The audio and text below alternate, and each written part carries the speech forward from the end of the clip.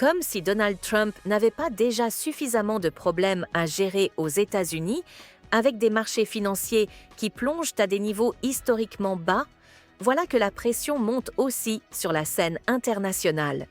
Les dirigeants étrangers commencent à hausser le ton face à sa politique étrangère agressive, et cette stratégie commence à sérieusement se retourner contre lui. Prenons l'exemple d'Emmanuel Macron. Le président français a rapidement réagi aux dernières annonces de Trump, dénonçant des mesures chocs qui ne menacent pas seulement la France ou l'Union européenne, mais l'équilibre global du commerce mondial. Macron a été on ne peut plus clair. Tant que les relations avec Washington ne seront pas clarifiées, les investissements européens resteront gelés.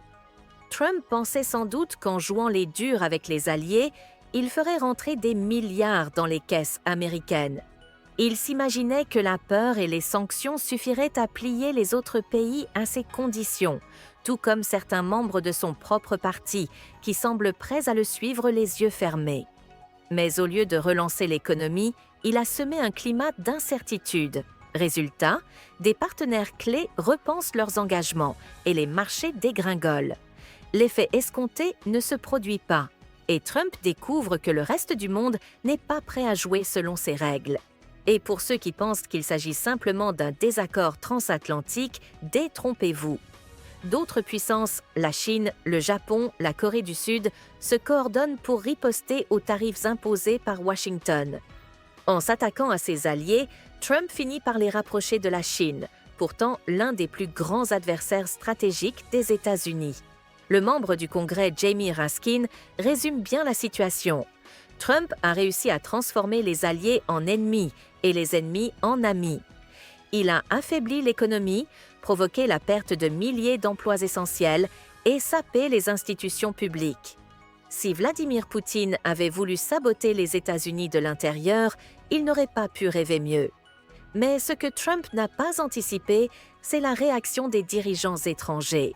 Il croyait pouvoir les intimider, les humilier et les forcer à lui faire allégeance. Il ne comprend tout simplement pas ce qu'est la dignité, parce qu'autour de lui, cette notion semble avoir disparu. Il s'est entouré de fidèles prêts à tout pour lui plaire. Des gens sans colonne vertébrale qui acceptent tout sans broncher. Et il pense que le reste du monde est pareil, mais il se trompe. En dehors de son cercle de courtisans, il existe encore des dirigeants qui préfèrent perdre de l'argent plutôt que leur honneur. Ils ne sont pas prêts à se plier à ses caprices.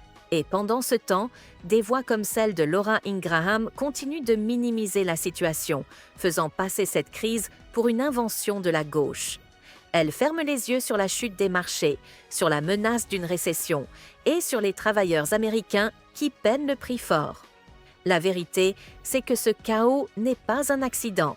Ce n'est pas une malchance. C'est le fruit d'une stratégie dictée par l'ego, l'arrogance et une totale indifférence envers les citoyens ordinaires. Trump ne pense qu'à lui. Et pendant que l'économie chancelle, pendant que des familles luttent pour payer leur loyer ou remplir leur frigo, lui continue son spectacle, enfermé dans sa bulle. Voilà où nous en sommes aujourd'hui.